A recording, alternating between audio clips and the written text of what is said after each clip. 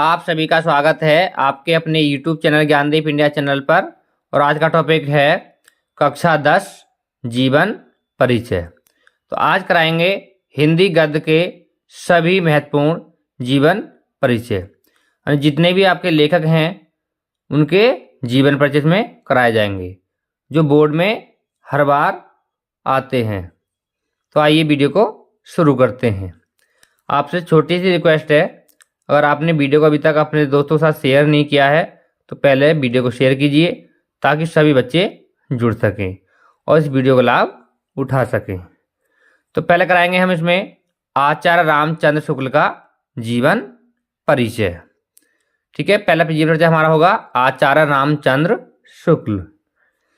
तो पहले हम इसमें जीवन परिचय लिखेंगे तो हेड डाल देंगे जीवन परिचय काले पेन से।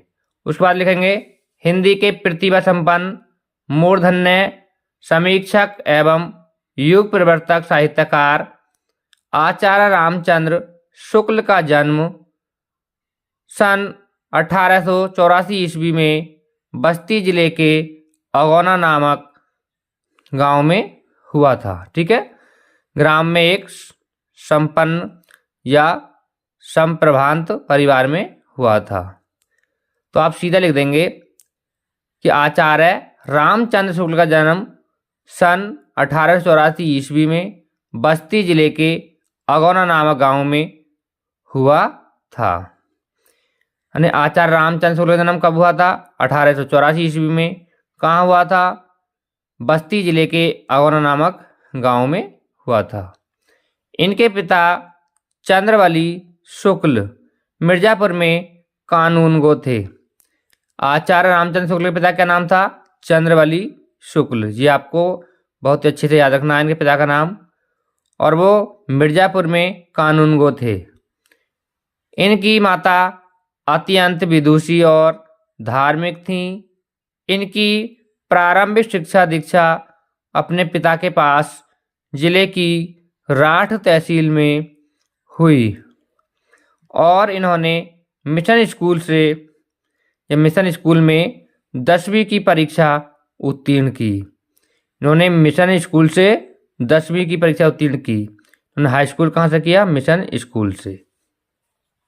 इसके बाद लिखेंगे गणित में। ठीक है, गणित में कमजोर होने के कारण ये आगे नहीं पढ़ सके, यानी ये गणित विषय में कमजोर थे इसलिए ये आगे पढ़ नहीं पाए। इन्होंने FA यानी इंटरमीडिएट की शिक्षा इलाहाबाद से ली। इन्होंने इंटर कहाँ से किया? इलाहाबाद से। किंतु परीक्षा से पूर्व ही विद्यालय छूट गया। इसके पश्चात इन्होंने मिर्जापुर के न्यायालय में नौकरी आरंभ कर दी। इन्होंने नौकरी कर ली मिर्जापुर के न्यायालय में। यह नौकरी आरंभ में इनके स्वभाव के अनुकूल नहीं थी। यह नौकरी आरंभ में इनके स्वभाव के अनुकूल नहीं थी। अतः ये मिर्जापुर के मिशन स्कूल में चित्रकला के अध्यापक हो गए। ये मिर्जापुर के मिशन स्कूल में किस विषय के अध्यापक हो गए? तो ये चित्रकला के अध्यापक हो गए। अध्यापन का कार्य करते हुए इन्होंने अनेक कहानी, कविता, निबंध, नाटक आदि की रचना की। इन्होंने अध्यापन कार्य करते हुए अनेक कहानी लिखी, कविताएं लिखी, निबंध लिखे और नाटक लिखे। इनकी विद्वता से प्रभावित होकर इन्हें हिंदी शब्द सागर के संपादन कार्य में सहयोग के लिए हिंदी शब्द सागर के संपादक श्याम सुंदर दास जी द्वारा काशी नागरी पिचानी सभा में ससम्मान बुलाया गया। इन्हें काशी नागरी पिचानी सभा में किसने बुलाया? तो इनको बुलाया था श्याम सुंदर दास ने। इसके बाद लिखेंगे इन्होंने 19 वर्ष तक काशी नागरी पिचारणी पत्रिका का संपादन भी किया। इन्होंने कितने वर्षों तक काशी नागरी पिचारणी पत्रिका का संपादन किया? तो 19 वर्ष तक इन्होंने काशी नागरी प्रसारणी पत्रिका का संपादन भी किया। कुछ समय पश्चात इनकी नियुक्ति काशी हिंदू विश्वविद्यालय में हिंदी विभाग के अध्यापक के रूप में हो गई। ठीक है, कुछ समय बाद क्या हुआ, इनकी नियुक्ति कहाँ हो गई, काशी हिंदू विश्वविद्यालय में हिंदी विभाग के अध्यापक के रूप में हो गई। और श्याम सुंदर दास जी के अवकाश प्राप्त करने के लिए या बाद ये हिंदी विभाग की अध्यक्ष भी हो गए। क्या हुआ कि श्याम सुंदर दास जी के अवकाश प्राप्त करने के बाद ये हिंदी विभाग के अध्यक्ष भी हो गए। स्वाभिमानी और गंभीर प्रकृति का हिंदी का यह दिग्गज साहित्यकार सन 1941 ईस्वी में स्वर्गवासी हो गया। यानी इनकी मृत्यु हो गई 1941 ईस्वी में। इस तरह लिखेंगे इनका जीवन परिचय। फिर लिखेंगे इसमें प्रमुख रचनाएं देखेंगे इनकी, क्योंकि इसमें बोर्ड एग्जाम में जीवन परिचय पूछता है और हिंदी की कोई भी एक क्या पूछता है, उनकी रचना। ठीक है, हिंदी में क्या पूछता है, जीवन परिचय और उनकी एक कोई प्रमुख रचना। तो इसमें आपको प्रमुख रचना कराई जाएंगी, तो जो आपको याद हो जाए वो आप उसमें लिख देंगे। तो रचना में इनकी सबसे प्रमुख रचना है चिंतामणि।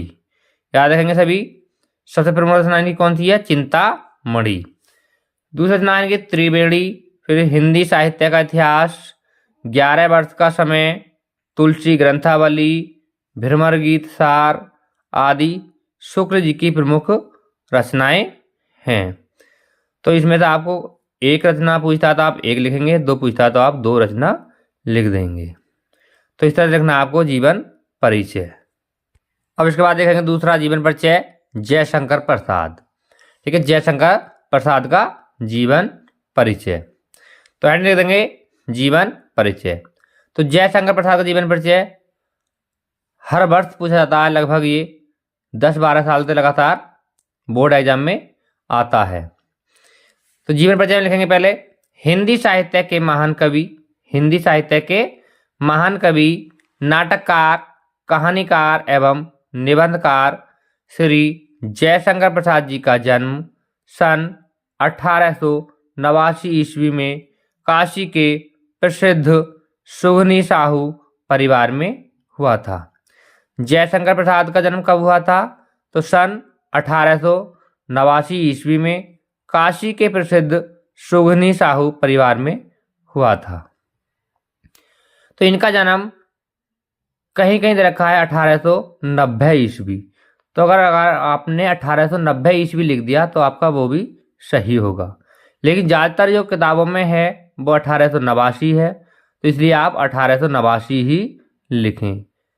अगर आपको ऑप्शन में कहीं मिल जाता है 1890 तो आप 1890 भी सही कर सकते हैं, लेकिन जो विकल्प मिलेगा विकल्प में 1889 और 90 दोनों एक साथ नहीं मिलेंगे। तो इसलिए अगर 89 तो आप 89 लगाएंगे, अगर 90 दे रखा तो आप 90 लगाएंगे।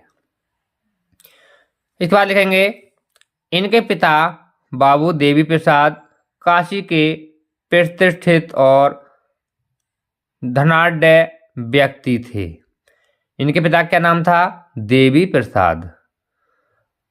इनकी प्रारंभिक शिक्षा घर पर ही हुई तथा स्वाध्याय से ही इन्होंने अंग्रेजी, संस्कृत, उर्दू और फारसी का श्रेष्ठ ज्ञान प्राप्त किया।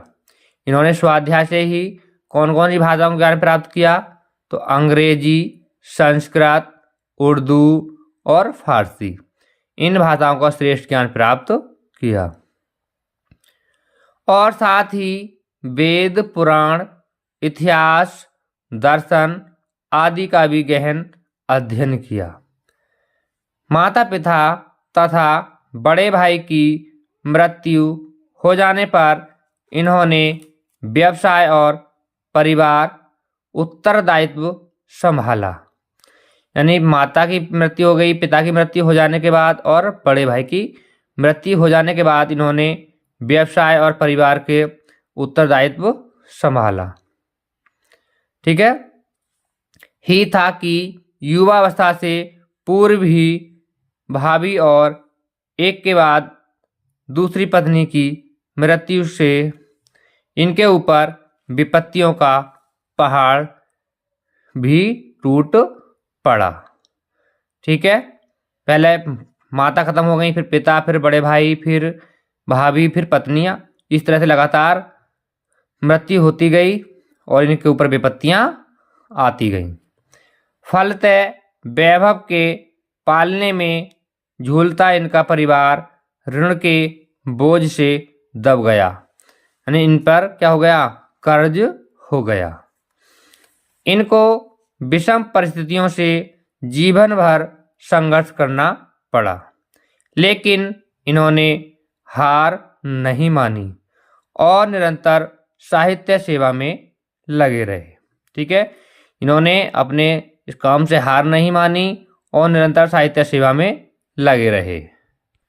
क्रमशः प्रसाद जी का शरीर चिंताओं से जर्जर होता गया, और जैसे मृत्युआं होती गईं, चिंता बढ़ती गई और जिस चिंता से इनका जो शरीर था वो कमजोर होता गया और अंततः ये क्षय रोग से ग्रस्त हो गए।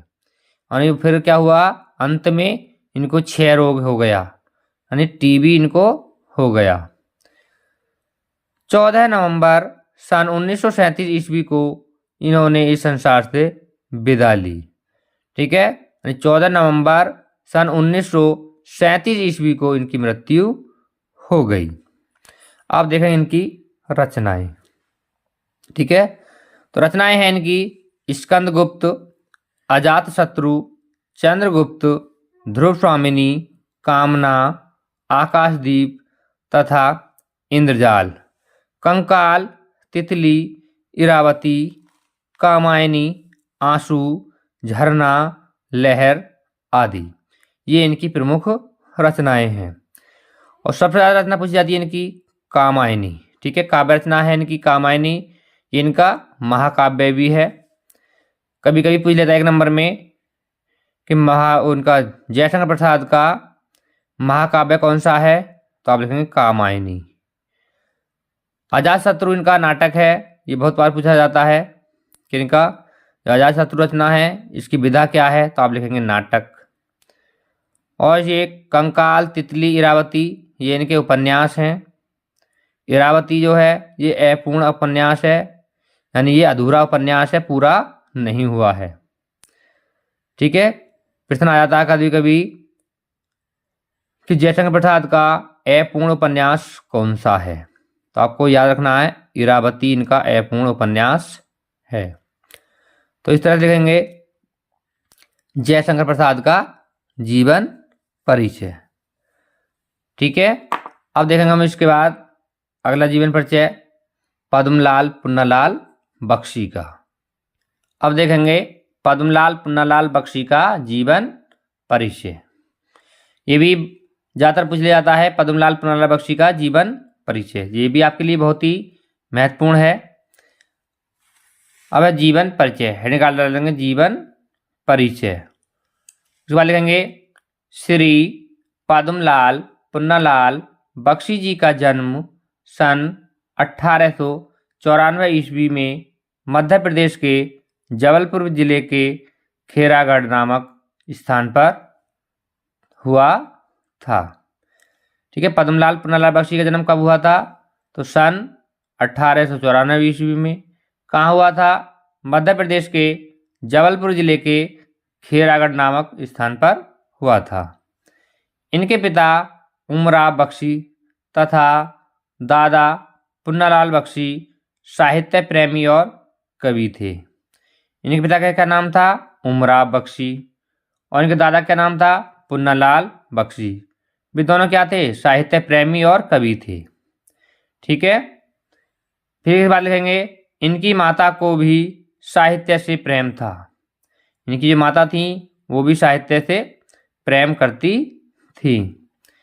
अतः परिवार के साहित्यिक वातावरण का प्रभाव इनके मन पर भी गहरा पड़ा और ये विद्यार्थी जीवन से ही विद्यार्थी जीवन से ही कविताएं लिखने लगे। यानी जब विद्यार्थी जीवन था इनका तभी से ये कविताएं लिखने लगे। बीए उत्तीर्ण करने के बाद बख्शी जी ने साहित्य सेवा को अपना लक्ष्य बनाया। जब इन्होंने बीए पास किया तभी से ये इन्होंने क्या किया, साहित्य सेवा को अपना लक्ष्य बना लिया तथा कहानियाँ और कविताएं लिखने लगे। ठीक है, बीए पास करने के बाद या बीए उत्तीर्ण करने के बाद ये कहानियाँ और कविताएं लिखने लगे। द्विवेदी जी बख्शी जी की रचनाओं और योग्यताओं से इतने प्रभावित थे कि अपने बाद इन्होंने सरस्वती की बागडोर बख्शी जी को ही सौंपी। ठीक है, महावीर प्रसाद द्विवेदी जो थे वो बख्शी जी से बहुत प्रसन्न हुए या प्रभावित हुए और उन्होंने अपनी सरस्वती पत्रिका की जो डोर थी वो बख्शी जी को सौंप दी। द्विवेदी जी के बाद सन 1920 ईस्वी से 1927 ईस्वी तक इन्होंने कुशलतापूर्वक सरस्वती के संपादन का कार्य किया। यानी द्विवेदी जी के बाद सन 1920 ईस्वी से 1927 ईस्वी तक लगभग इन्होंने 8 वर्ष तक, ठीक है, लगभग 8 वर्ष तक इन्होंने कुशलतापूर्वक सरस्वती के संपादन का कार्य किया। यानी इनकी मासिक पत्रिका थी सरस्वती, उसमें इन्होंने काम किया। ये नम्र स्वभाव के व्यक्ति थे और ख्याति से दूर रहते थे।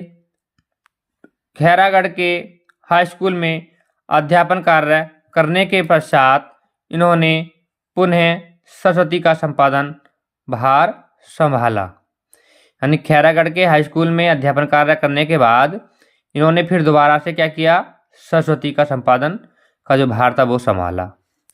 सन 1971 ईस्वी में 77 वर्ष की आयु में निरंतर साहित्य सेवा करते हुए ये गोलोकवासी हो गए। यानी इनकी मृत्यु हो गई। कब हुई इनकी मृत्यु? सन 1971 ईस्वी को। कितने वर्ष के थे जब इनकी मृत्यु हुई? तो ये 77 वर्ष के थे। तो इस तरह देखेंगे इनका जीवन परिचय। अब देखेंगे इनकी प्रमुख कृतियाँ।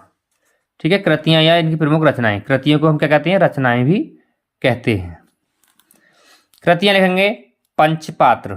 पहली रचना इनकी क्या है? इसमें पंचपात्र, फिर तीर्थ रेणु, कुछ बिखरे पन्ने, ठीक है, कुछ बिखरे पन्ने, शतदल, अश्रुदल, झलमला, अंजलि, ठीक है, अंजलि, विश्व साहित्य, प्रायश्चित, सरस्वती और छाया आदि इनकी प्रमुख रचनाएं हैं।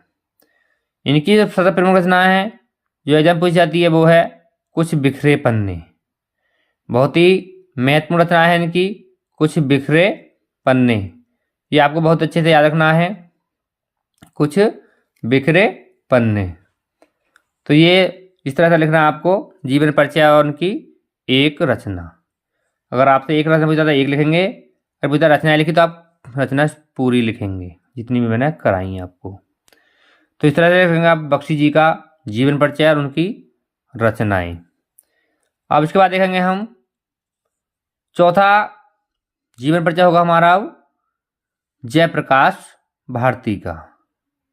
अब देखेंगे जयप्रकाश भारती का जीवन परिचय। तो ये हमारा चौथा जीवन परिचय होगा और यही हमारा आपका लास्ट का जीवन परिचय है।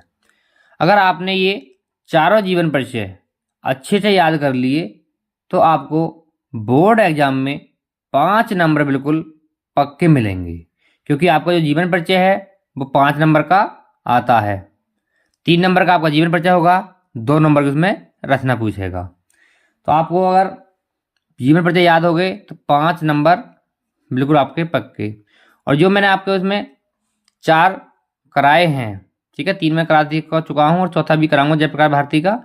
ये 4 अगर आपने याद कर लिए तो इनमें से ही आपको तीनों जीवन परिचय बोर्ड एग्जाम में मिलेंगे। ठीक है, चारों में से 3 आपको बिल्कुल बोर्ड एग्जाम में मिल जाएंगे 100%। अगर आपको नहीं मिलते हैं तो आप मुझसे आकर बताइए, ठीक है, या आप मेरे चैनल पर कमेंट कीजिए, मैं बताता हूँ आपको किस तरह से नहीं आएगा। मेरा कहने का अर्थ है कि ऐसा हो नहीं सकता जो आपको बोर्ड एग्जाम में इन जीवन परिचय में से आपको जीवन परिचय न आए। याद करने की जिम्मेदारी आपकी है, आप किस तरह से याद करोगे। लेकिन एग्जाम में बिल्कुल जैसे बताया गया है आपको इनमें से ही मिलेंगे। तो देखते हैं जयप्रकाश भारती का जीवन परिचय। तो हेडिंग लिख देंगे आप जीवन परिचय। शुरुआत देखेंगे, श्री जयप्रकाश भारती का जन्म मेरठ नगर के मध्यम वर्गीय प्रतिष्ठित परिवार में 2 जनवरी सन 1936 ईस्वी में हुआ था। जयप्रकाश भारती का जन्म कहाँ हुआ था? तो मेरठ नगर के मध्यम वर्गीय प्रतिष्ठित परिवार में 2 जनवरी सन 1936 ईस्वी में हुआ था। इनके पिता श्री रघुनाथ शाह मेरठ के प्रसिद्ध वकील, पुराने कांग्रेसी और समाजसेवी व्यक्ति थे। यानी जयप्रकाश भारती के पिता का क्या नाम था? रघुनाथ शाह, जो मेरठ के प्रसिद्ध वकील थे और पुराने कांग्रेसी और समाजसेवी व्यक्ति थे। इन्होंने मेरठ में अध्ययन कर बीएससी की परीक्षा उत्तीर्ण की। ठीक है, इन्होंने मेरठ में अध्ययन किया और वहाँ से बीएससी की परीक्षा पास की या उत्तीर्ण की, और छात्र जीवन से ही समाज सेवी संस्थाओं के प्रतिनिधि के रूप में समाज सेवा की। यानी जब छात्र ही थे तभी से इन्होंने समाज सेवी संस्थाओं के प्रतिनिधि के रूप में समाज सेवा की। मेरठ में साक्षरता प्रसार के लिए इन्होंने कई वर्षों तक, ठीक है, मेरठ में साक्षरता प्रसार के लिए इन्होंने कई वर्षों तक प्रौढ़ रात्रि पाठशाला का निःशुल्क संचालन कर उल्लेखनीय कार्य किया। ठीक है, इन्होंने एक पाठशाला खोली जिसमें बुजुर्गों को, यानी जो ज़्यादा एज थे उनको रात्रि में पढ़ाया जाता था, वो भी निःशुल्क, यानी बिना शुल्क के, बिना फीस लिए। इन्होंने संपादन कला विशारद की परीक्षा उत्तीर्ण करके मेरठ से प्रकाशित होने वाले दैनिक प्रभात और दिल्ली से प्रकाशित होने वाले नवभारत टाइम्स में व्यावहारिक प्रशिक्षण तथा साक्षरता निकेतन लखनऊ में नव साक्षर साहित्य के लेखन का विशेष प्रशिक्षण प्राप्त किया। ठीक है, दिल्ली से प्रकाशित होने वाले नवभारत टाइम्स में व्यावहारिक प्रशिक्षण तथा साक्षरता निकेतन लखनऊ में नव साक्षर साहित्य के लेखन का विशेष प्रशिक्षण प्राप्त किया। इन्होंने कई वर्षों तक दिल्ली से प्रकाशित होने वाले साप्ताहिक हिंदुस्तान में सह संपादक के रूप में कार्य किया। यानी इन्होंने कई वर्ष तक दिल्ली से प्रकाशित होने वाले साप्ताहिक हिंदुस्तान में सह संपादक के रूप में कार्य किया। यानी जो वहाँ से जो पत्रिका निकलती थी साप्ताहिक हिंदुस्तान, हाँ, जो सप्ताह में एक बार आती थी हिंदुस्तान के नाम से, उसमें भी इन्होंने कार्य किया। तत्पश्चात इसके बाद दिल्ली में हिंदुस्तान टाइम्स द्वारा संचालित सुप्रसिद्ध बाल पत्रिका नंदन के संपादक के रूप में कार्य करते रहे। ठीक है, तो दिल्ली में हिंदुस्तान टाइम्स द्वारा संचालित सुप्रसिद्ध बाल पत्रिका थी नंदन, उसमें संपादक के रूप में इन्होंने कार्य किया। दिनांक 5 फरवरी 2005 को श्री भारती जी का देहावसान हो गया। यानी कि मृत्यु कब हुई? 5 फरवरी 2005 को इनकी मृत्यु हो गई। इस तरह लिखेंगे इनका जीवन परिचय, फिर लिखेंगे इनकी रचनाएं। तो रचनाएं हैं इनकी: हिमालय की पुकार, अनंत आकाश, अथाह सागर, विज्ञान की विभूतियाँ, चलो चांद पर चलें, हमारे गौरव के प्रतीक, ऐसे थे हमारे बापू, दुनिया रंग बिरंगी, बर्फ की गुड़िया आदि। ये इनकी प्रमुख रचनाएं हैं। तो इनकी रचनाएं बहुत प्रसिद्ध हैं। एक तो ये है दुनिया रंग बिरंगी, ठीक है, दुनिया रंग बिरंगी बहुत ही प्रसिद्ध रचना है जो एग्जाम में ज़्यादातर पूछ ली जाती है। फिर है बर्फ़ की गुड़िया, ये भी कई बार एग्जाम में 1 नंबर में पूछा गया प्रश्न है इनका। उसके बाद में चलो चांद पर चलें, ठीक है, ऐसे थे हमारे बापू, ये इनकी प्रमुख रचनाएं हैं। तो आपको इनमें से कोई सी भी एक रचना लिखनी है एग्जाम में, जो भी आपको याद हो जाए। तो इसमें मैंने आपको 4 जीवन परिचय कराए हैं हिंदी गद्य में, जो बहुत ही महत्वपूर्ण थे, वो मैंने आपको करा दिए हैं। इससे अलग आपको जीवन परिचय में कोई सा भी पूछा नहीं जाएगा, ये मेरी गारंटी है। अगर आप इनमें से चारों याद कर लेते हैं तो आपको बोर्ड एग्जाम में 5 नंबर बहुत आसानी से मिल जाएंगे, ठीक है। तो आज के वीडियो में बस इतना ही। आप हमारे साथ अंत तक जुड़े रहे, इसके लिए आप सभी का बहुत बहुत धन्यवाद। आपको वीडियो कैसा लगा हमें कमेंट करके ज़रूर बताएं। अगर वीडियो अच्छा लगा हो तो वीडियो को लाइक करें और अपने दोस्तों के साथ शेयर करें, ताकि वो भी इसका लाभ उठा सकें। और जो भी हमारे चैनल पर पहली बार आए हैं वो चैनल को सब्सक्राइब कर लें, साथ ही साथ बेल आइकन्स ऑन कर लें, ताकि आने वाले वीडियो का नोटिफिकेशन सबसे पहले पहुंच सके। और फिर मिलते हैं अगले वीडियो में, तब तक सभी दोस्तों को नमस्कार।